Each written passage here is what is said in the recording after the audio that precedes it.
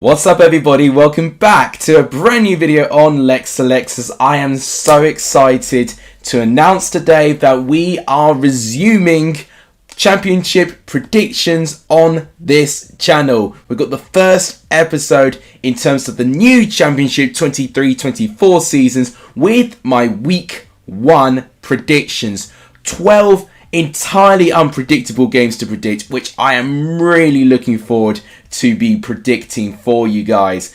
Now, for the announcement of the Prediction League, I'm going to reveal what's going on with the Prediction League at the end of the video. I'm going to be a massive tease about this. I want you guys to see my predictions first. But I'm going to encourage you guys to also leave your predictions in the comments down below as well. It's definitely the biggest debate in terms of trying to predict the games. It's honestly the biggest fun and the biggest buzz that I get seeing everyone's differing opinions on this game.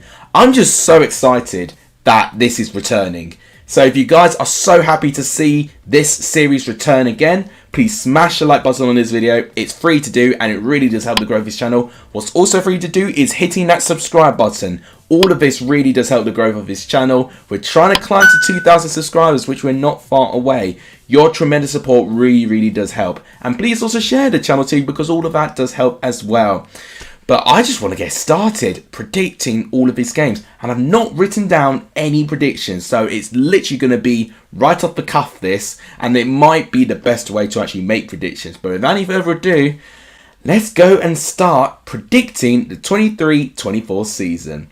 We start off with tomorrow's game, Sheffield Wednesday playing up against Southampton, two new teams within the championship this season. Sheffield Wednesday getting promoted via the playoffs and Southampton being the first of the 3 relegated Premier League teams from last season. So there's probably going to be a big stigma around these two teams thinking, oh, you know, one's being predicted in the bottom 3 and one's being predicted in the top 3. It's going to be simple and straightforward. But you can never underestimate the power of Hillsborough.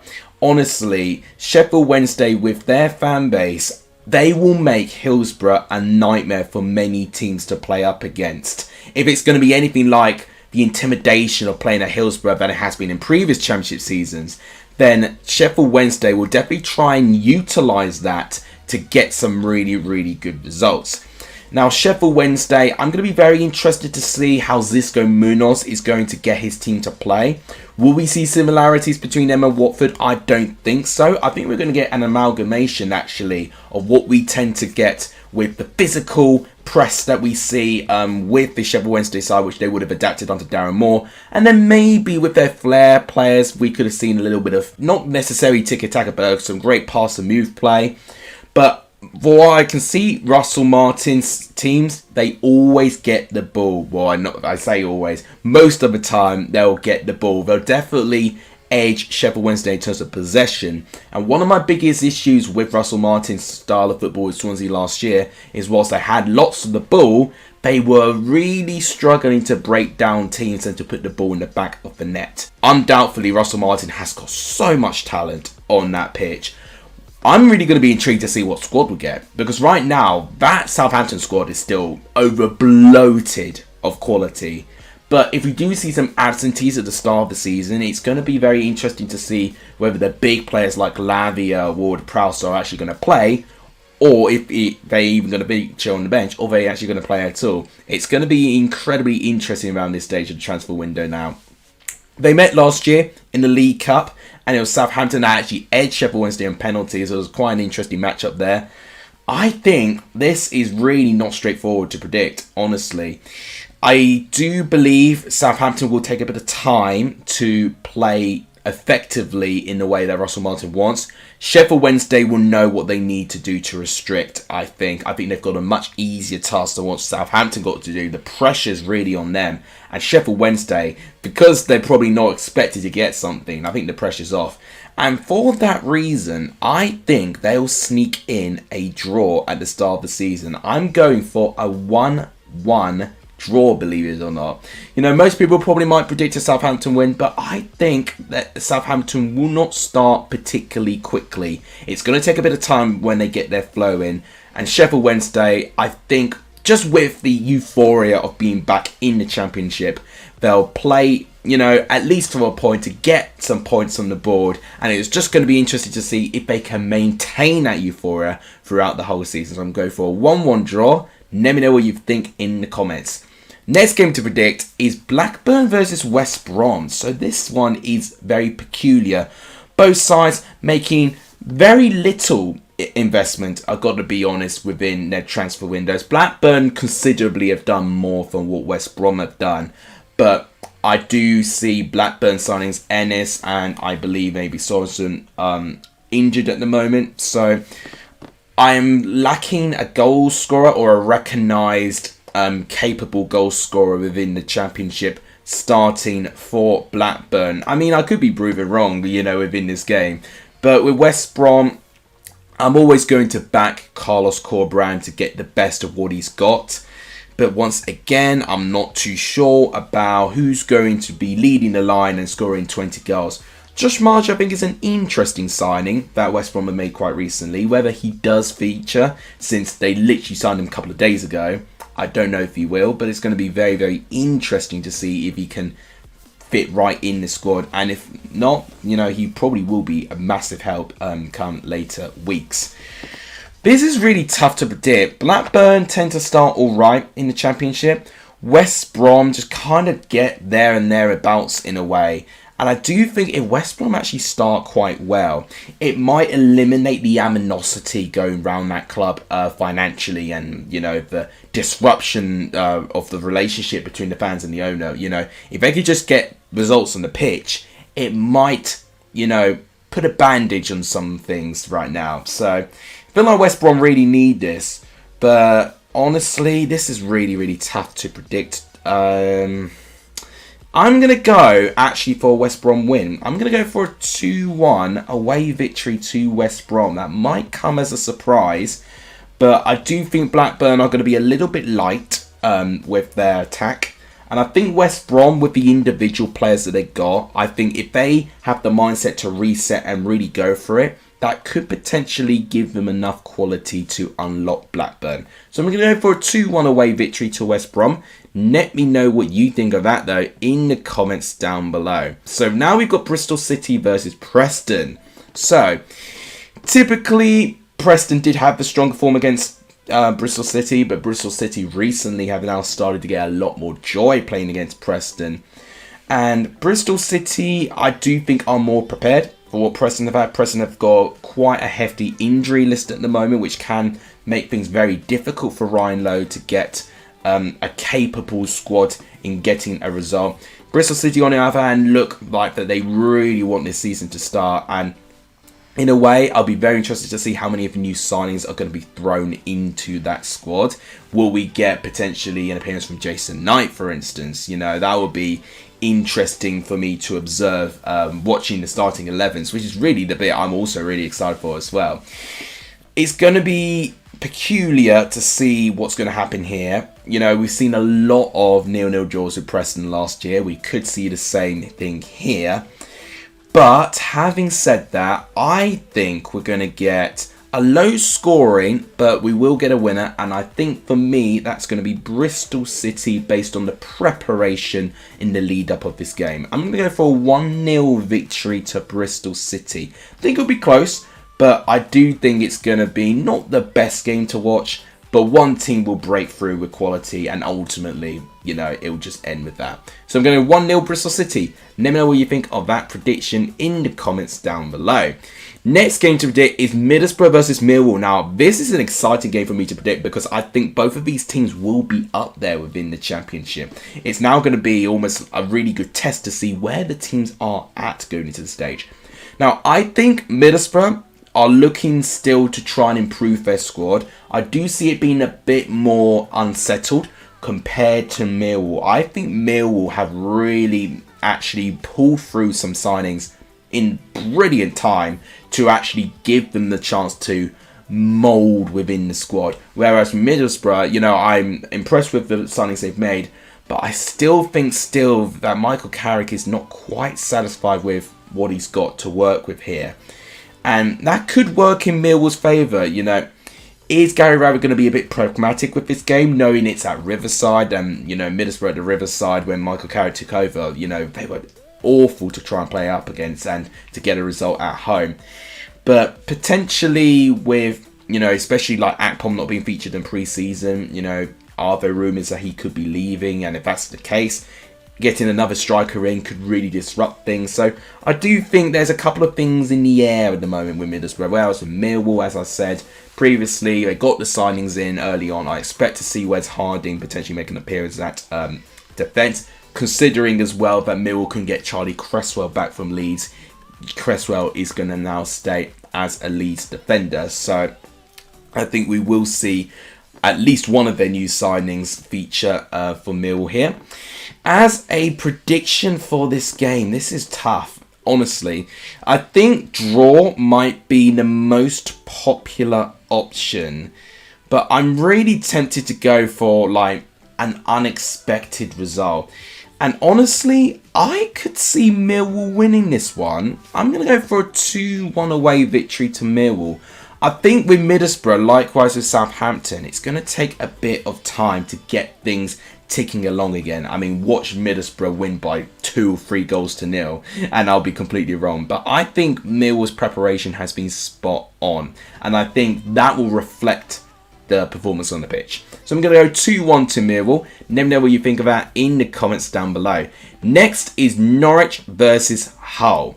So, very different performances and expectations met within last season. Norwich really underperforming and under expectations. Hull kind of maybe slightly exceeding expectations a little bit, considering of the very poor start they had to the season. And they had really contrasting starts actually. I think there was a time actually where they Norwich and Hull were opposite ends of the championship table last season. So that's going to be very interesting to see. Are we going to see Norwich potentially, tick along? Are we going to see their new signings be featured? I think maybe Jack Stacey could be a good chance to be featured if he's not injured. I think a couple of the players that I really, really expect to see more, the likes of Nunez, he's got to have a really, really big year this year. There's a couple of those players still in that squad, which really on their day can be absolutely unbelievable. Hull will be very interesting. I think Hull previously have struggled to break teams down, but they are very, very organised. They're definitely a lot more defensively resolute now with Liam Rosenior. It's going to be interesting. This is one that's really difficult for me to form a prediction, but based on the resources and the options available, I'm going to back Norwich for a 2-1 win. I don't think it's going to be, one-sided in a way. I think it's actually going to be quite close. Wouldn't even be surprised to see Hull take the lead. But I think the power and the options that Norwich have might carry them across this game. And predicting the first week is going to be very difficult. I think observing the highlights for all of these games will give me a really good idea to see where teams are at cohesively. At this moment, it's a bit of a free-fall. You're really just going through who's there and how they're going to do. So I'm going to go for 2-1 Norwich, but we'll see if that's going to really, be a good one or not so good one when we go to Saturday. So next is Plymouth Huddersfield. So Neil Warnock is returning to home park facing against one of his former clubs, and I'm really excited for this one. I think Plymouth are going to be absolutely buzzing to be back in this league for the first time in 10 seasons. And actually against Huddersfield Town, we tend to see goals. Their last 2 meetings, which one of them was quite recently in the FA Cup, it ends at 3 goals to 2. So typically we do see plenty of goals, and that might be what we see here. I think Huddersfield rode a good amount of momentum at the end of the season with the amount of points they were picking up with Warnock coming in, but unfortunately I think with them being really stagnated with their transfer window business, I think it's going to make things very difficult for Warnock to rejuvenate and get that same sort of energy out of that squad. Plymouth, I think, will be playing with so much freedom, but that could definitely work against them if they're not quite, if they're a bit too carefree at the back. And I think that might be their most challenging area this season, for the fact that they are facing a lot tougher attacking teams now. But Huddersfield aren't a team that typically attacks. And I do think we will see Plymouth play even more of the ball. And I do think Plymouth will actually give this a really good go. As a prediction, normally you back Neil Warnock for this. But I think with the euphoria and the positivity going around Plymouth right now, that might carry them to a win, I'm going to go for a 3-1 victory to Plymouth. I actually think they could really have a great start. If Whittaker scores early, I think he'll score at least 2 goals in this game. So you've heard it here. I think Whittaker is going to score at least 2 goals. I couldn't tell you who I think the third one is, but I think he's going to have a really integral part, not only in this game, but throughout Plymouth's season. So I'm going 3-1 Plymouth. Shock, right? Let me know what you think in the comments down below. Next game to predict is going to be Stoke versus Rotherham. That's going to be an interesting one to predict. Alex Neil, how is he going to set this Stoke City side? A lot of ingoings, so we could potentially see another new squad, but it does feel very repetitive that we get a new Stoke team and it doesn't gel in time, and it's not consistent enough to get the momentum for Stoke to amalgamate enough points to, potentially go up. So if Alex Neil can allow Stoke to start well with this new batch of players within that squad, he could potentially really get this Stoke side cooking. Rotherham, no easy task to play against them. You know exactly what they're going to do. They're going to make things very difficult for Stoke. And actually, Rotherham picked up a really good result against Stoke, actually at the Bet365. If I'm right in saying, I think that was actually their first away win of last season, which was against Stoke City. So Rotherham have successfully got one over Stoke in the past. But obviously, a couple of months has passed. Ingoings and outgoings for both teams could definitely change the dynamics of this game, despite recent history maybe going against one particular side. This is tough to predict, but I'm going to go for 1-0 victory to Stoke. I think, again, not a lot of goals like the Bristol City Preston one. I see this one struggling to get going, but I think maybe one branch of quality from Stoke might get them there. But similarly, you could even see a 1-0 win to Rotherham from a set piece or a penalty. So it really is. I'm just swinging for one of the teams to win by 1 goal, and I'm slightly a bit more confident with Stoke. So I'm going to go for a 1-0 victory to Stoke. Let me know what you think of that in the comments down below. Next game to predict is Swansea Birmingham. Now, I remember watching this game last year, and oh my word, was it unbelievable. I was at Cambridge, actually, when that game was going on, and I couldn't believe it, By the 90th minute, Swansea were winning by 3 goals to 2. And then a 90th and a 96th minute goal from Aaron Trusty. Oh my gosh. Completely turned the game on its head, and Birmingham randomly won by 4 goals to 3. Which is the perfect example of what a championship game is. Swansea going into that game were in brilliant form, and Birmingham were really struggling for wins at the moment. So, are we going to see something like this here? Maybe, maybe not. I don't know. But Swansea have undergone a lot of change. They've lost a couple of their starting 11. They have got a couple of new arrivals going into that squad since I made my views on the transfer window for all of these clubs. So I'm happy that Swansea is recognising that they need more depth. Whether that's going to be enough, I'm not so sure. And I don't know their signings particularly well, so I can't really judge their quality and whether they're going to immediately fit and improve that squad. Now, with Birmingham, because of their, feel-good factor at the moment, that definitely could carry them to get a really good result here. And I do think Swansea with Michael Duff, I think it's going to be a slow start. I mean, Swansea have typically started slow with Russell Martin, but I think the reason why they'll start slow this time is one thing I briefly mentioned with my official predictions is the change of philosophy. Now, if Swansea can adapt and learn it quickly, then there's no doubt in my mind that Swansea can perform much better than what I've predicted them. And Birmingham, if they can just, make sure that they still do the basics right within, some great positivity within them, I think they can get something.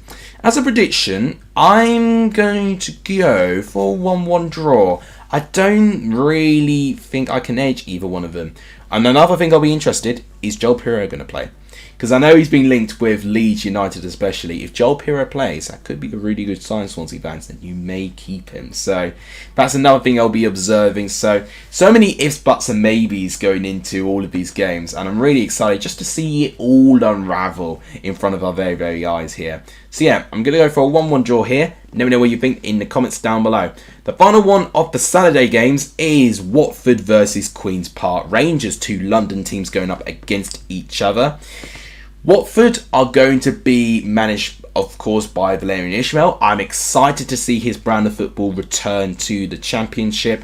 I'm going to try and discredit what he did with West Brom. I think that was a really difficult situation he was thrown into with West Brom. If he can play anything like he did with Barnsley, with the versatility of the way that he played, I think Watford can be on board with it. I really, really do. QPR, I don't know how to feel about them, because they can get one great pre-season result and then all of a sudden it's a mess again and they lose 5-0 to Oxford United. I mean, yeah, that's not a great result considering to lose by 5-0 to a team in the league below you. I know it's only pre-season and I'm not really using it to base this game, but it does highlight the fragilities that QPR are going to have at the back. And I feel like if QPR need to compete in this league this year, they need that perfect balance where they can get Chair or Willock to attack for them and they can still keep those clean sheets. And I do think what they've got to offer at the back is looking a little bit haphazard. And I do think Watford, whilst they've lost lots of players, they have added a couple more in now more recently, and I think they will have the potential to get a bit of joy against this QPR team. So as a prediction, I'm going to go for a 2-0 win to Watford. I'm sorry QPR, but I do think Watford may start this season quite well, and I think this is quite an ideal game for Watford to potentially reset and to start again. You know, a bit like West Brom and Norwich, I think all three of those teams are going to have that attitude going into this season. So I'm going to back Watford for a 2-0 win. Let me know what you think in the comments down below. We've finally made it to Sunday's game. So let's start off with Leicester versus Coventry. A bit of a local Midlands derby going on there between these two clubs. I am so excited to see what sort of team we're going to see Enzo Maresca present for Leicester. No doubt some individual players in that squad are going to be, you know, outrageously good for the Championship level. But a team still needs to be formed. And if Maresca doesn't strike that and he doesn't get a team and it's just relying on the individuals, then this whole project with him is going to backfire. And Coventry, in one compliment I can give to Coventry, they for me have been one of the most unified teams that I saw all of last season. They had it tough with their stadium at the start. They really got their backs and they really climbed up the table to get from bottom 3 to October to the heights of 5th place by the end of May. It takes tremendous team spirit.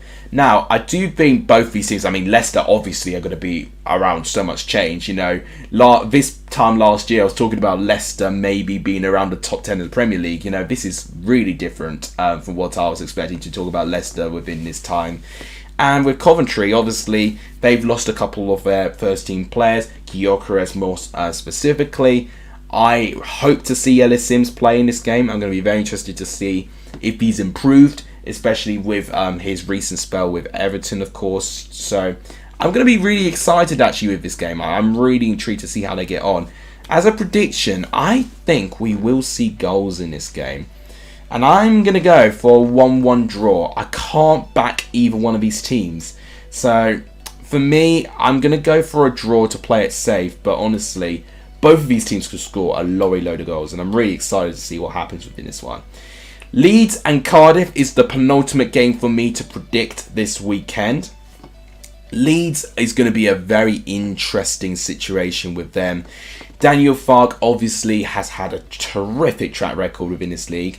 Leeds have got a couple of injury problems at the moment, but regardless, I think likewise with Leicester and Norwich, they've got such a deep squad full of Championship quality players that even if they do get injuries, they can easily patch them with like-for-like replacements.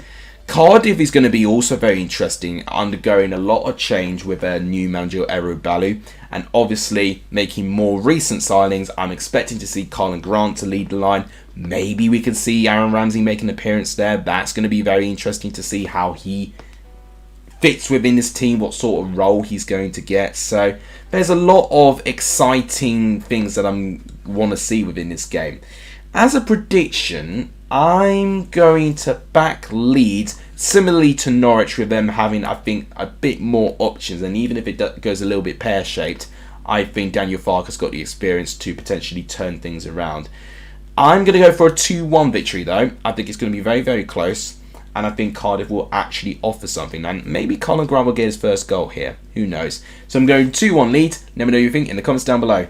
Final game for me to predict, and I'm really excited. Sunderland versus Ipswich. A couple of people in my office are actually going to the Stadium of Light to witness this game. And honestly, I don't blame them, because out of any away ground you want to go to, oh my gosh, you'd want to go to the Stadium of Light just for the atmosphere alone.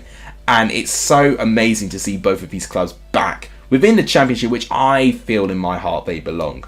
And I'm really going to be intrigued to see what goes on. I think preparation-wise, we spoke about a couple of times with, especially when I talked about my Middlesbrough and Millwall prediction. And I do think here we've got Sunderland potentially still figuring out what sort of squad they're going to get. They did make a couple of new signings. Same with Ipswich, but those signings have seemed to have clicked a little bit more with their pre-season results. Sunderland more recently losing to Hart, they pulled by 5-0, but a lot of trialist players, which was to be expected with that one there. So I'm really intrigued to see the squads. Walton, I have heard about him picking up an injury. I am a little bit concerned with that, because he is very important with the way that Ipswich play. Just even watching Ipswich for the couple of games I did last year, they like to play from the back. And Walton, in terms of his passing, his distribution, he's absolutely fearless. And I do fear that, if they don't have Walton, they're going to feel a bit more tentative. And both of these teams, if there's one thing they cannot do, is be tentative in this game. This is going to be highly competitive. Both teams are going to want to get something here. I think this is going to be probably one of the toughest tests for Ipswich all season. It's definitely going to be one of the toughest away games for them to go to, I think, in my personal opinion.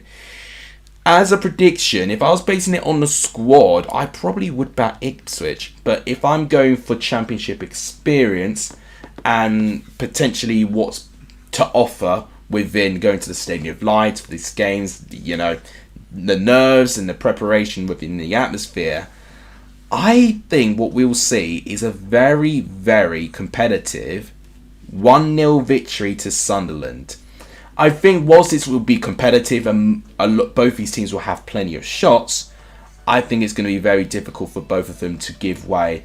And I do think Sunderland could potentially strike first. And one thing I fear with Ipswich is when they do concede, most of the time when I've been there at least, they've really struggled to get things back into it, especially against really physical teams. So, yeah, I'm a little bit nervy with that, especially if Sunderland do score first. So I'm going to go 1-0 to Sunderland. Let me know what you think in the comments down below. So, guys, that wraps up my predictions for the first week of the 23-24 season. Let me know what you thought of them in the comments, and please make sure you predict those games as well. Right, so before I do my outro, moment of truth. Are we getting a prediction league this year? Drum roll.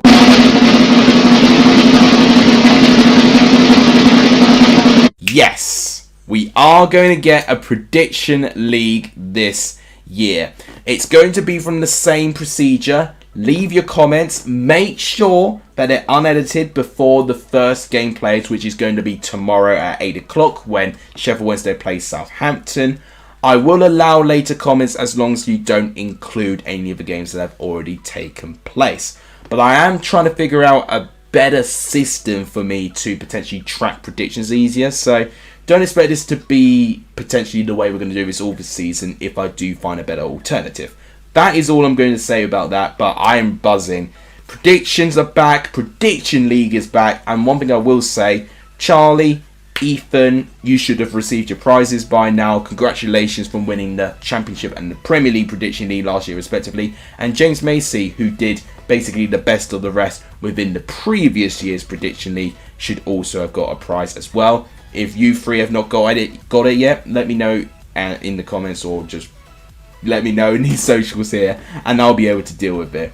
But there will be a prize on the line, and those three hopefully should be able to tell you that I am a man of my word, and you will get a prize at the end of it if you score the most points in the Prediction League. And just to quickly explain the rules, correct score bang on. So let's say, okay, Sunderland Ipswich, let's say it ends 1-1. If you predict 2-2, you get 1 point for predicting that it's a draw correct, but you don't get 3 points because you said 2-2 rather than 1-1.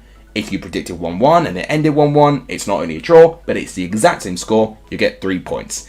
Any more questions you've got of that, feel free to ask me in the comments. Right, I think that's all I've got to say for today. If you guys enjoyed this video, please smash the like button. It really does help the growth of this channel. Please hit the subscribe button as well. It's free to do and it really does help. And please share this channel too. All these things really do help. Thank you guys so much for watching. You guys are legendary for Sony in this video. And as always, I'm buzzing to bring this series back. I'll see you guys within another prediction video very soon. Take care, everyone.